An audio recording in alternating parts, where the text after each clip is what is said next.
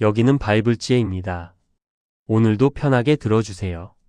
혹시 여러분 이런 적 있으신가요? 명절이 끝나고 나니 전화가 뚝 끊긴 사람. 예전엔 한 달에 한 번씩은 만났는데 이제는 1년에 한 번도 연락이 없습니다. 그런데 속상한 건 그 사람만이 아닙니다. 내가 먼저 전화를 걸어야 하나 말아야 하나 고민하는 내 모습입니다. 전화기를 들었다가 내려놓기를 몇 번. 결국 전화는 걸지 못합니다. 전화를 받지 않으면 어쩌나 하는 두려움 때문입니다. 받는다 해도 무슨 말을 해야 할지 막막합니다. 안부를 묻는 것도 어색하고 만나자는 말도 부담스럽습니다.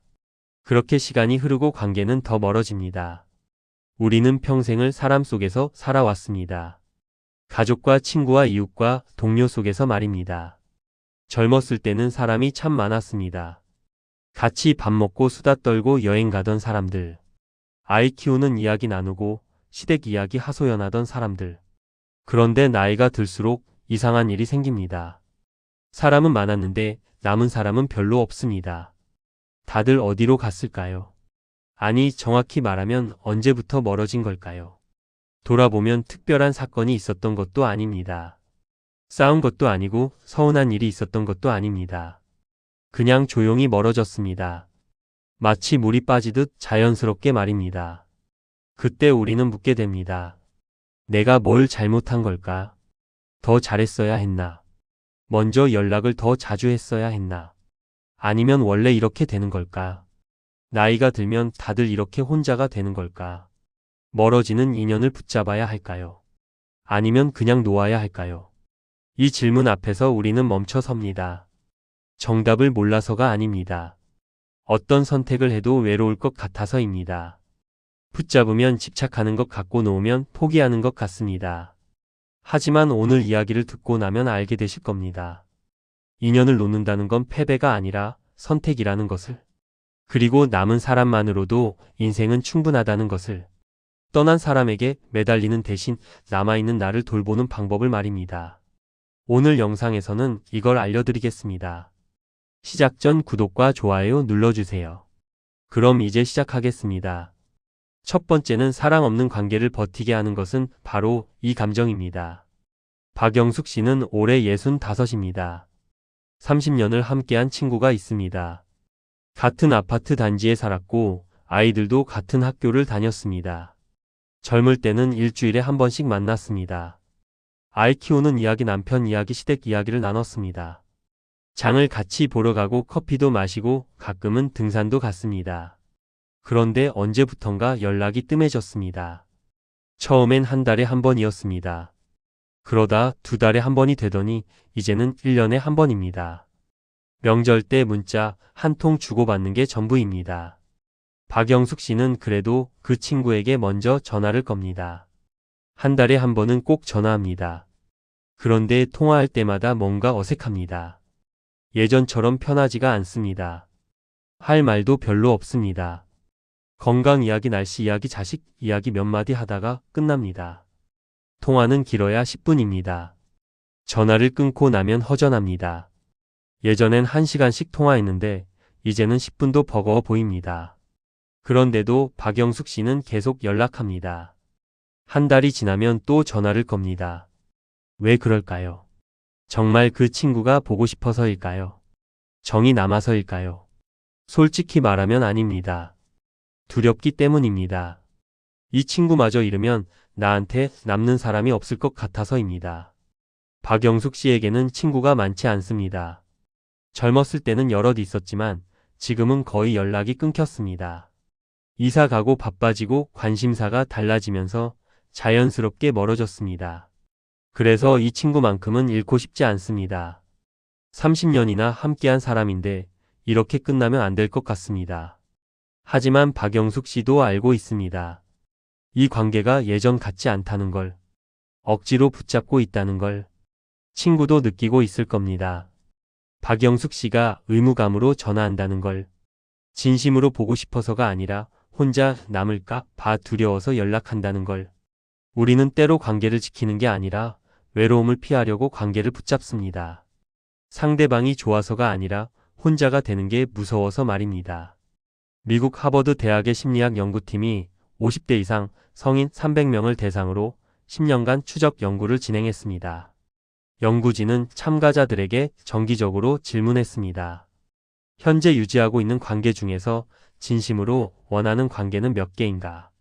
그리고 두려움 때문에 붙잡고 있는 관계는 몇 개인가? 결과는 놀라웠습니다. 50대의 경우 관계 유지 이유 중 40%가 외로움에 대한 두려움이었습니다. 60대는 55%였습니다. 70대 이상은 68%였습니다. 나이가 들수록 두려움으로 관계를 유지하는 비율이 높아진 겁니다. 연구진이 더 깊이 조사했습니다. 그들은 상대방에 대한 애정보다 혼자 남는 것에 대한 공포가 더 컸습니다. 이 사람이 없으면 나는 완전히 혼자가 될 거라는 생각. 그래서 만나도 즐겁지 않고 통화해도 어색한데 관계를 계속 이어갔습니다. 10년 후 추적 조사 결과는 더 충격적이었습니다. 두려움으로 유지한 관계 중 80%가 결국 끝났습니다. 상대방도 느꼈기 때문입니다. 내가 진심으로 원해서가 아니라 필요해서 붙잡고 있다는 걸. 그런 관계는 오래가지 못합니다. 쇼펜하우어는 이렇게 말했습니다. 우리는 외로움을 견디지 못해 나쁜 동행을 선택한다. 박영숙 씨에게 필요한 건 그 친구가 아닙니다. 혼자가 되는 것에 대한 두려움을 마주하는 용기입니다. 혼자라는 것이 실패가 아니라는 걸 받아들이는 것입니다. 그래야 진짜 관계가 보입니다. 두려움으로 붙잡은 관계는 나를 더 외롭게 만듭니다. 형식적인 통화를 하고 나면 오히려 허전함만 커집니다. 진심이 없는 만남은 에너지만 빼앗아 갑니다. 오늘부터 이렇게 해보십시오. 관계를 붙잡기 전에 먼저 물어보십시오. 이 사람이 정말 그리운가? 아니면 혼자가 두려운가? 그 질문에 솔직해질 때 비로소 진짜 관계가 보입니다. 두려움으로 붙잡은 관계를 놓아주십시오. 그 자리에 진짜 나를 아끼는 사람이 들어올 공간이 생깁니다. 두 번째는 멀어지는 인연이 보내는 마지막 신호 놓치고 후회했습니다. 김정희 씨는 올해 68입니다. 5년 전 친한 동생이 연락을 끊었습니다. 김정희 씨보다 3살 어린 동생이었습니다. 20년 넘게 자매처럼 지냈습니다. 주말마다 만나서 밥도 먹고 차도 마셨습니다. 여행도 함께 다녔고 힘든 일이 있으면 서로 의지했습니다. 그런데 5년 전 어느 날부터 연락이 뚝 끊겼습니다. 김정희 씨는 이유를 모릅니다. 무슨 일이 있었는지 대체 뭘 잘못했는지 알 수가 없습니다. 전화를 해도 받지 않고 문자를 보내도 답이 없습니다. 처음엔 바쁜가 보다 했습니다. 한 달쯤 지나면 연락이 오겠지 생각했습니다. 그런데 한 달이 지나도 2달이 지나도 연락이 없었습니다. 1년이 지나고 2년이 지나도 마찬가지였습니다. 김정희 씨는 억울했습니다. 20년을 함께 했는데 이렇게 갑자기 끝낼 수 있나 싶었습니다. 그런데 가만히 돌이켜보니 신호는 있었습니다. 관계가 끝나기 1년 전부터 조금씩 달라지고 있었습니다. 동생이 통화할 때 자꾸 바쁘다고 했습니다. 예전엔 1시간씩 통화했는데 점점 짧아졌습니다. 만나자는 말에도 다음에 보자고만 했습니다. 구체적인 날짜를 정하지 않았습니다. 김정희 씨가 힘든 이야기를 하면 대답이 짧아졌습니다. 예전엔 같이 화내주고 같이 슬퍼해줬는데 이젠 그냥 그렇구나 하고 넘어갔습니다. 만났을 때도 달라졌습니다. 예전엔 눈을 보며 이야기했는데 자꾸 시계를 봤습니다. 김정희 씨 이야기에 집중하지 않았습니다. 스마트폰을 계속 확인했습니다. 밥을 먹다가도 급한 일이 생겼다며 먼저 일어났습니다. 그때 김정희 씨는 생각했습니다. 요즘 바쁜가 보다. 조금 있으면 나아지겠지. 누구나 바쁠 때가 있잖아. 하지만 나아지지 않았습니다. 오히려 더 멀어졌습니다. 김정희 씨가 보지 않으려 했을 뿐입니다. 우리는 보고 싶지 않은 신호를 보지 않습니다. 관계가 끝나고 있다는 걸 인정하기 싫어서입니다. 인정하면 정말 끝날 것 같아서 외면합니다. 영국 옥스퍼드 대학의 사회심리학 연구소에서 관계 단절을 경험한 성인 600명을 대상으로 심층 인터뷰를 진행했습니다. 연구진은 관계가 끝나기 전에 어떤 신호들이 있었는지 조사했습니다. 그 결과 80% 이상이 관계가 끝나기 전에 이미 명확한 신호가 있었다고 답했습니다. 하지만 그 신호를 무시했다고 했습니다. 왜냐하면 인정하고 싶지 않았기 때문이라고. 연구진이 구체적인 신호들을 분류했습니다. 가장 흔한 신호는 연락 빈도의 감소였습니다. 예전엔 일주일에 한 번 연락했는데 한 달에 한 번으로 줄어드는 것. 두 번째는 대화 깊이의 변화였습니다. 개인적인 이야기를 나누지 않고 표면적인 대화만 하는 것. 세 번째는 만남 제한에 대한 회피였습니다. 구체적인 약속을 잡지 않고 다음에 보자고만 하는 것. 네 번째는 감정적 반응의 감소였습니다. 상대방의 기쁨이나 슬픔에 예전처럼 공감하지 않는 것. 다섯 번째는 물리적 거리 두기였습니다. 만나도 금방 가야 한다고 하거나 약속 시간을 짧게 잡는 것. 연구 참가자들은 이런 신호들이 하나둘 나타났을 때 대부분 이렇게 생각했다고 합니다. 그럴 수도 있지. 다들 바쁘잖아. 요즘 힘든 일이 있나 보다. 조금 있으면 나아질 거야. 하지만 진실은 달랐습니다. 정말 중요한 사람이라면 바빠도 시간을 냅니다. 힘들어도 연락합니다. 관심이 있다면 대화에 집중합니다. 신호를 무시한 사람들은 평균 6개월에서 1년 후에 관계가 완전히 끝났다고 답했습니다. 그리고 그들은 후회했습니다.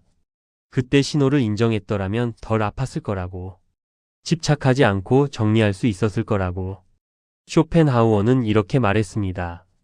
사람들은 관계를 끝내기 전에 먼저 마음을 거둔다. 김정희 씨의 동생은 갑자기 떠난 게 아닙니다. 이미 1년 전부터 조금씩 떠나고 있었습니다.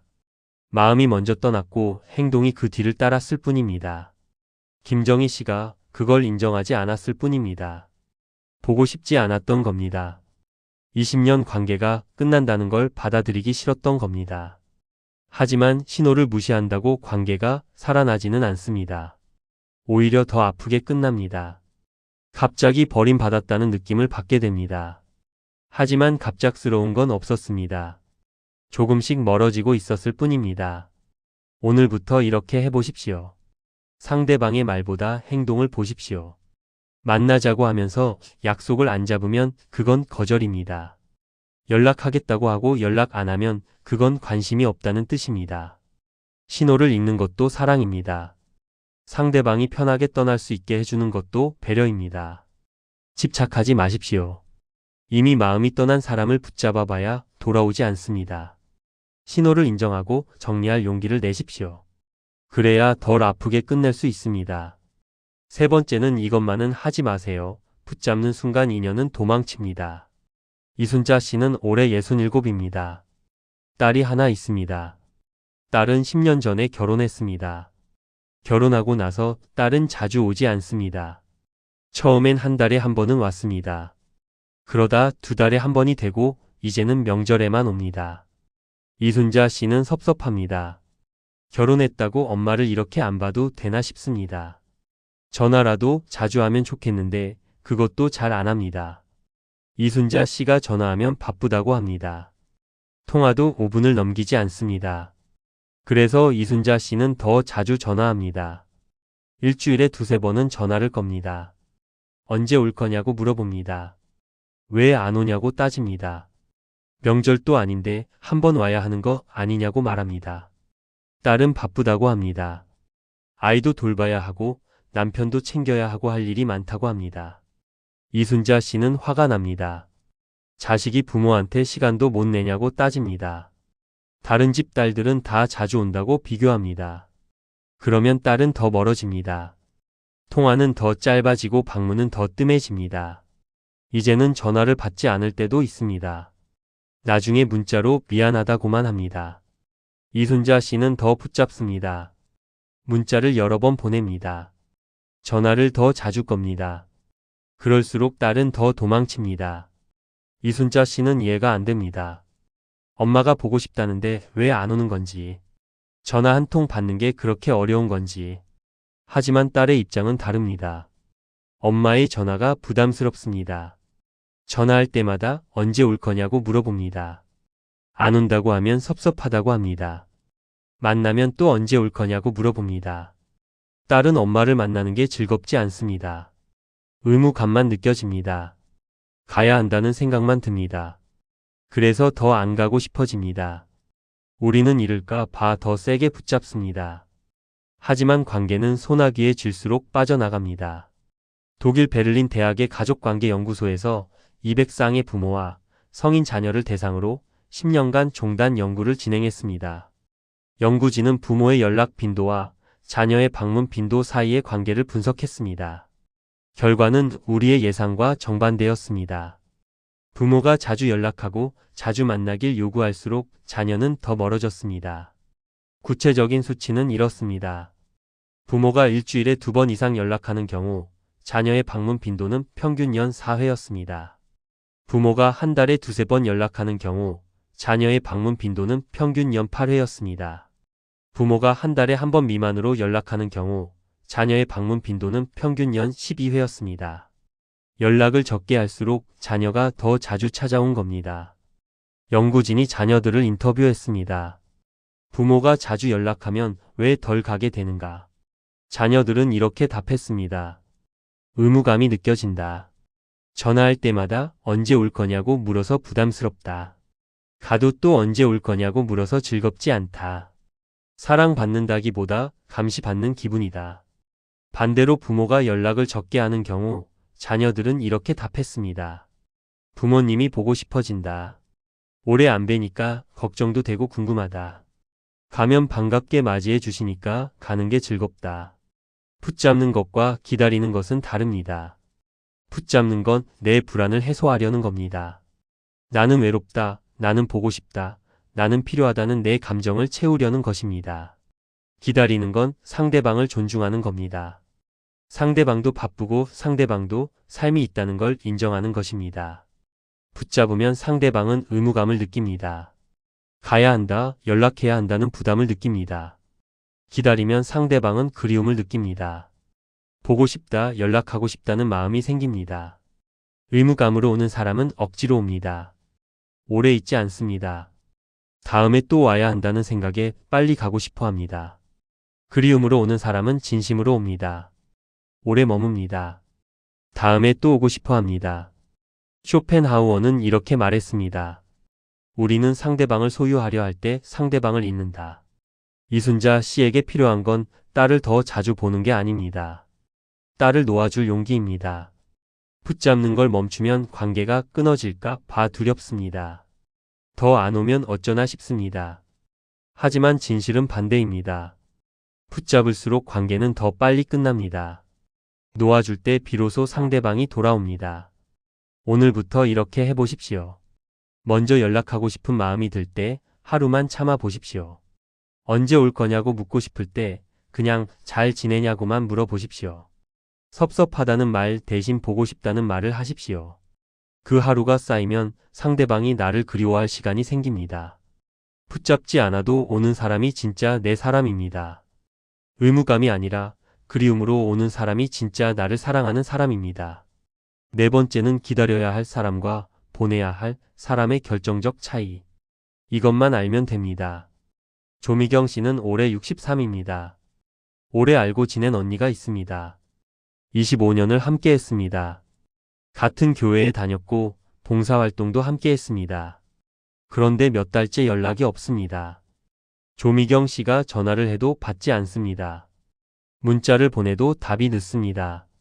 답이 와도 짧습니다. 조미경 씨는 고민합니다. 이 언니를 놓아야 할까요? 아니면 기다려야 할까요? 어쩌면 언니도 바쁜 시간을 보내고 있는 건지도 모릅니다. 조금 기다리면 다시 연락이 올지도 모릅니다.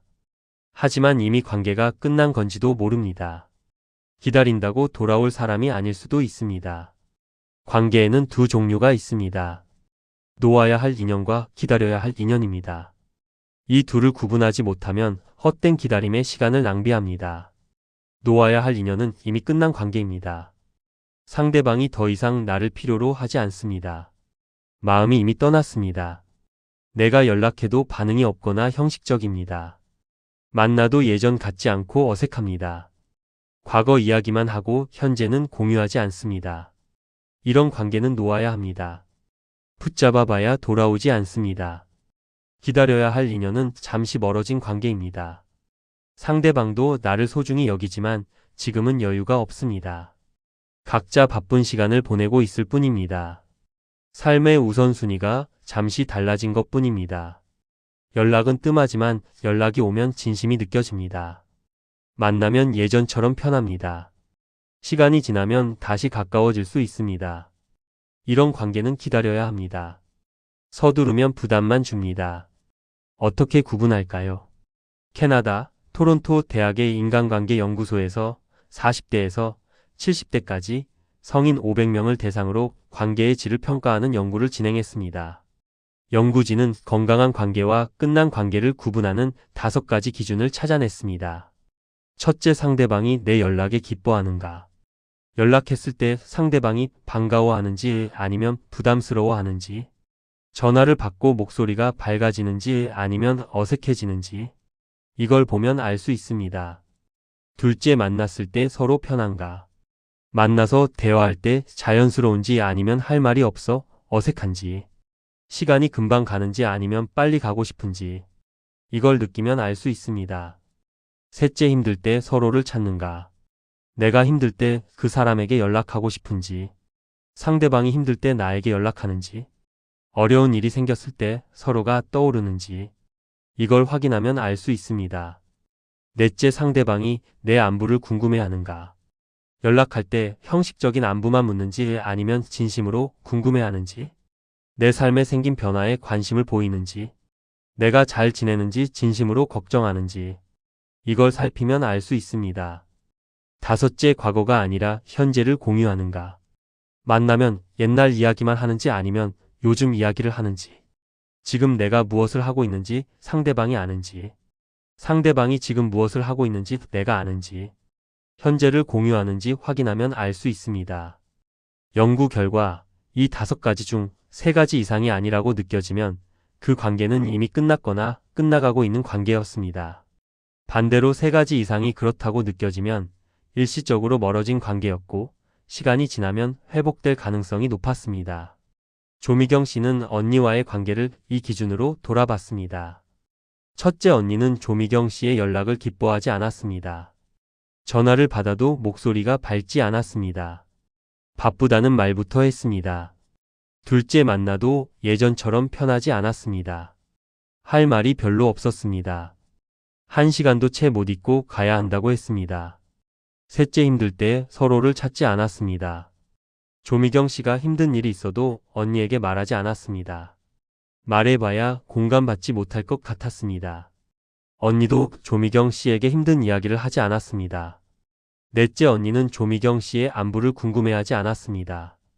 형식적으로 잘 지내냐고만 물었습니다. 조미경 씨 삶에 무슨 일이 있는지 관심이 없어 보였습니다. 다섯째, 만나면 과거 이야기만 했습니다. 예전에 함께 봉사했던 일, 예전에 같이 여행 갔던 일. 지금 언니가 뭘 하고 있는지 조미경 씨는 잘 모릅니다. 언니도 조미경 씨가 요즘 무엇을 하는지 관심이 없어 보였습니다. 5가지가 모두 아니었습니다. 조미경 씨는 깨달았습니다. 이 관계는 이미 끝났다는 것을, 기다린다고 돌아올 관계가 아니라는 것을.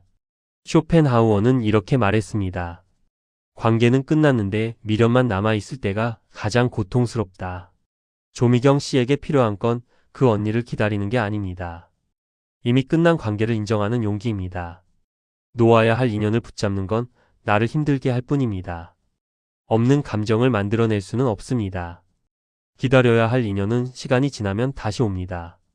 하지만 놓아야 할 인연은 아무리 기다려도 돌아오지 않습니다. 오늘부터 이렇게 해보십시오. 상대방이 나를 대하는 태도를 정직하게 보십시오. 내가 원하는 모습이 아니라 있는 그대로를 보십시오. 감정이 남아있는지 아니면 의무감만 남았는지, 진심이 느껴지는지 아니면 형식적인지, 그걸 솔직하게 받아들이십시오. 진실을 보면 선택이 쉬워집니다. 놓아야 할 사람은 놓고 기다려야 할 사람은 기다리십시오. 그래야 내 마음이 편해집니다. 5번째는 패배자가 되는 건 놓을 때가 아니라 집착할 때입니다.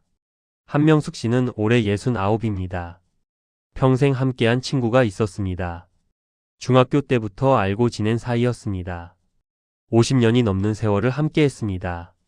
결혼도 출산도 육아도 모두 함께 겪었습니다. 기쁠 때도 슬플 때도 항상 함께였습니다. 그런데 작년에 한명숙 씨가 그 친구와 연을 끊었습니다. 더 이상 참을 수 없었기 때문입니다. 그 친구는 한명숙 씨를 힘들게 했습니다. 만날 때마다 자기 자랑만 했습니다. 아들이 잘난다, 며느리가 효자다, 손주가 똑똑하다. 한명숙 씨 이야기는 들으려 하지 않았습니다. 한명숙 씨가 힘든 이야기를 하면 대충 넘어갔습니다. 그러면서 자기 이야기만 계속했습니다. 만나고 나면 한명숙 씨는 기분이 나빴습니다. 내가 뭔가 부족한 사람 같았습니다. 내 인생이 초라해 보였습니다. 그래도 50년 친구니까 참았습니다.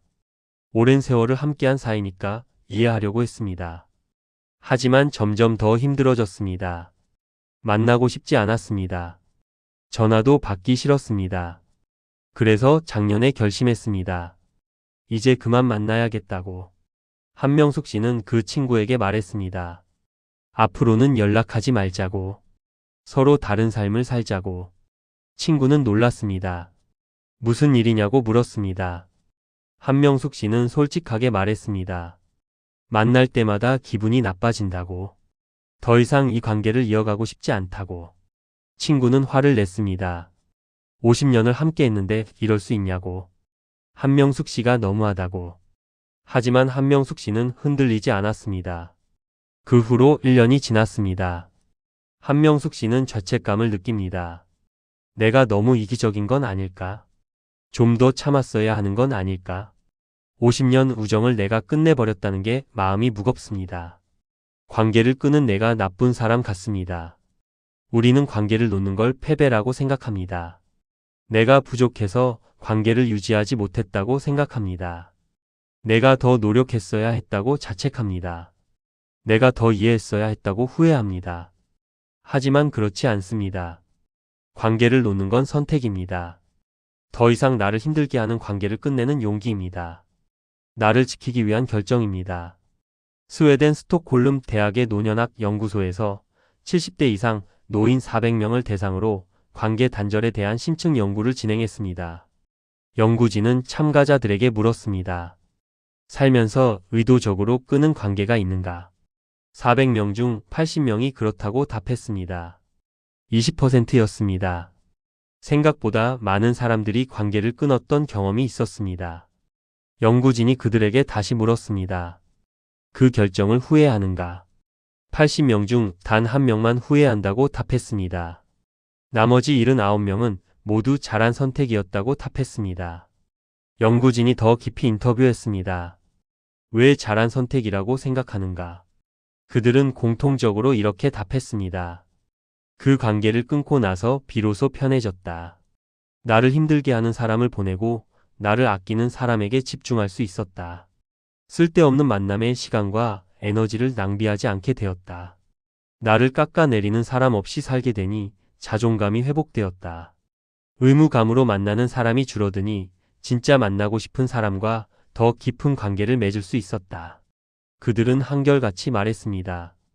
더 일찍 끊을 걸 그랬다고. 왜 그렇게 오래 참았는지 모르겠다고. 관계를 놓는 건 패배가 아닙니다. 나를 지키는 선택입니다. 모든 사람과 좋은 관계를 유지할 필요는 없습니다. 나와 맞지 않는 사람을 보내는 것도 지혜입니다.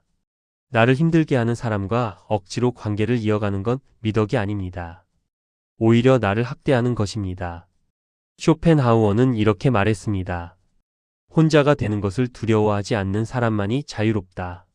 한명숙 씨는 그 친구를 놓고 나서 알았습니다. 나를 힘들게 하는 관계를 참는 게 미덕이 아니라는 걸. 필요 없는 인연을 내려놓는 게 나를 사랑하는 방법이라는 걸. 1년이 지난 지금 한명숙 씨는 훨씬 편합니다. 그 친구를 만나고 나서 느꼈던 허탈함이 사라졌습니다. 내가 부족하다는 생각도 사라졌습니다. 자존감이 회복되었습니다. 그 시간에 정말 나를 아끼는 사람들을 만납니다. 함께 있으면 기분이 좋아지는 사람들. 내 이야기를 들어주고 공감해주는 사람들. 그런 사람들과 시간을 보내니 삶이 풍요로워졌습니다. 관계를 놓았다고 해서 나쁜 사람이 되는 게 아닙니다. 오히려 나를 존중하는 사람이 되는 겁니다. 나를 힘들게 하는 관계를 끝낼 권리가 우리에게는 있습니다. 50년을 함께했다고 해서 앞으로도 계속 함께해야 하는 건 아닙니다. 과거가 현재를 구속할 수는 없습니다. 오늘부터 이렇게 해보십시오.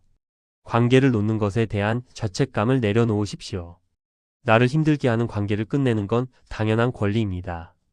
더 참으라고 강요할 수 있는 사람은 아무도 없습니다. 나를 지키는 선택을 한 나 자신을 칭찬하십시오. 용기 있는 선택이었습니다. 나를 사랑하는 선택이었습니다. 6번째는 인생 정리의 지혜는 떠난 사람 잊고 남은 사람에게 집중하세요. 정은희 씨는 올해 70입니다. 젊었을 때는 친구가 참 많았습니다. 20명은 좋게 되었습니다. 동창도 있고 이웃도 있고 교회 친구도 있었습니다. 주말마다 누군가를 만났습니다. 생일이나 기념일이 있으면 함께 축하했습니다. 여행도 자주 갔습니다. 그때는 그게 당연했습니다. 사람이 많은 게 좋은 줄 알았습니다. 친구가 많으면 외롭지 않을 거라고 생각했습니다. 하지만 나이가 들면서 하나 둘 떠나갔습니다. 어떤 사람은 이사를 갔습니다. 어떤 사람은 건강이 안 좋아졌습니다. 어떤 사람은 가족 일로 바빠졌습니다. 어떤 사람은 그냥 멀어졌습니다. 이유도 없이 자연스럽게 연락이 끊겼습니다. 지금 정은희 씨에게 남은 친구는 2명입니다. 처음엔 허전했습니다. 20명이 2명이 되다니. 이렇게 적은 사람으로 괜찮을까 싶었습니다. 나는 외로운 사람이 된 건가 싶었습니다. 하지만 지금은 생각이 다릅니다. 2명이면 충분합니다. 아니 2명이라서 오히려 좋습니다. 그 2명은 진심으로 정은희 씨를 아끼는 사람들입니다. 일주일에 한 번씩은 전화를 합니다. 한 달에 한 번은 꼭 만납니다. 만나면 서너 시간씩 이야기합니다. 할 말이 끝이 없습니다. 힘들 때는 달려옵니다. 기쁠 때는 함께 웃어줍니다. 슬플 때는 같이 울어줍니다. 정은희 씨가 말하지 않아도 알아챕니다. 목소리만 들어도 기분이 안 좋은지 압니다. 형식적인 관계가 아니라 진짜 관계입니다. 그 2명이 있어서 정은희 씨는 외롭지 않습니다. 20명이 있을 때보다 지금이 더 행복합니다. 우리는 사람이 많아야 외롭지 않다고 생각합니다. 친구가 많은 사람이 인기 있는 사람이라고 생각합니다. 하지만 진실은 다릅니다. 진짜 나를 아는 사람 1명이 형식적인 관계 10명보다 낫습니다. 1년에 한 번 만나는 20명보다 한 달에 한 번 만나는 2명이 더 소중합니다. 미국 하버드 대학에서 80년 동안 사람들의 삶을 추적한 연구가 있습니다. 1938년부터 시작해서 지금까지 계속되고 있는 연구입니다. 수백 명의 사람들을 평생 동안 관찰했습니다. 그들의 건강 행복 관계를 측정했습니다. 연구진이 찾아낸 가장 중요한 발견은 이것이었습니다. 행복을 결정하는 건 친구의 수가 아니라 관계의 질이었습니다. 친구가 100명 있어도 깊은 관계가 없으면 외로웠습니다. 친구가 2~3명뿐이어도 깊은 관계가 있으면 행복했습니다. 연구진이 관계의 질을 측정하는 기준을 만들었습니다. 정기적으로 만나는가? 솔직한 대화를 나누는가? 어려울 때 서로 의지하는가? 기쁨과 슬픔을 함께 나누는가? 형식적이지 않고 진심으로 대하는가? 이런 조건을 만족하는 사람이 한두 명만 있어도 충분했습니다. 그런 사람이 한 명도 없는 사람은 아무리 친구가 많아도 외로웠습니다. 나이가 들면 관계는 자연스럽게 정리됩니다. 필요 없는 인연은 떠나고 진짜 인연만 남습니다. 이건 슬픈 일이 아닙니다. 오히려 축복입니다. 젊었을 때는 구분하지 못했습니다.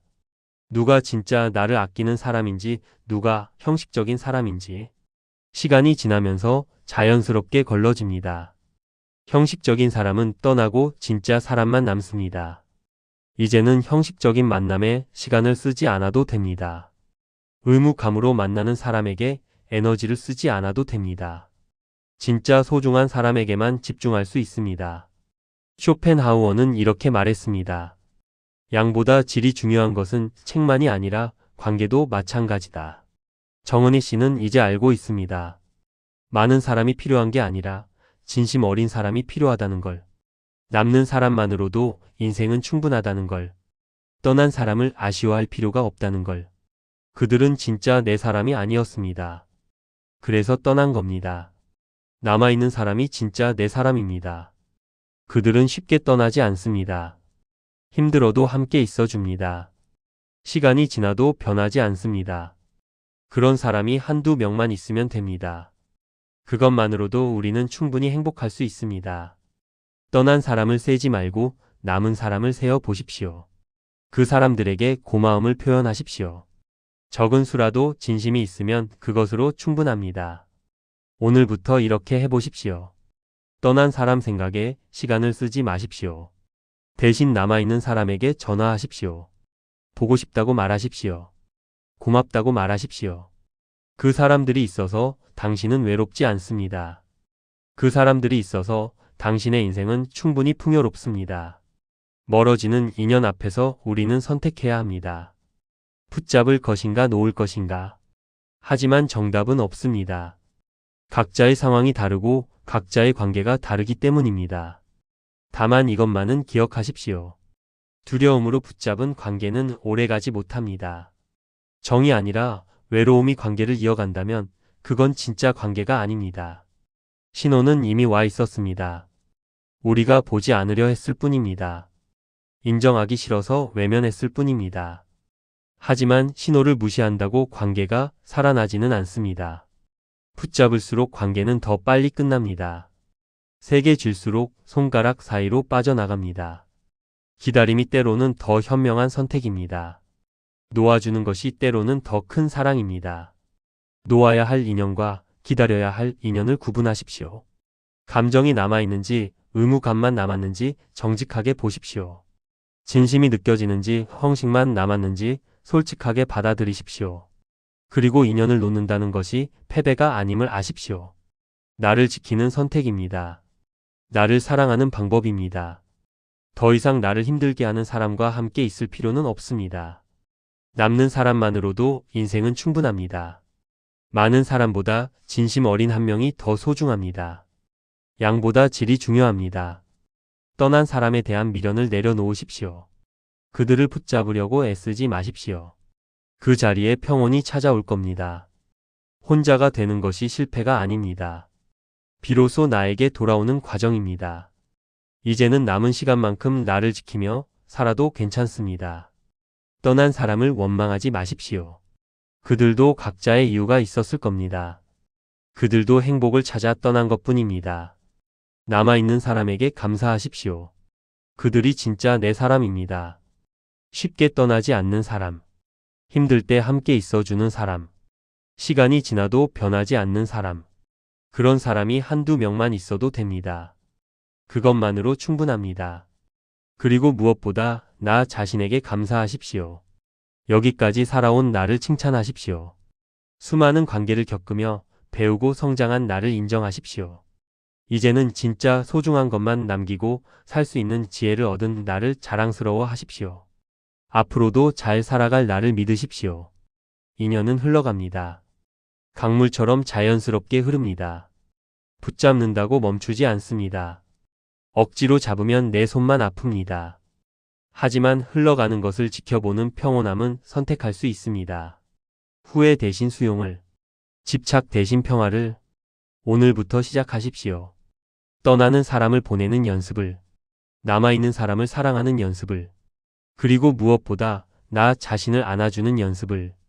떠난 사람 때문에 슬퍼하지 마십시오. 남은 사람 때문에 기뻐하십시오. 그것만으로도 충분합니다. 당신은 혼자가 아닙니다. 진심으로 당신을 아끼는 사람이 있습니다. 그들과 함께 남은 시간을 살아가십시오.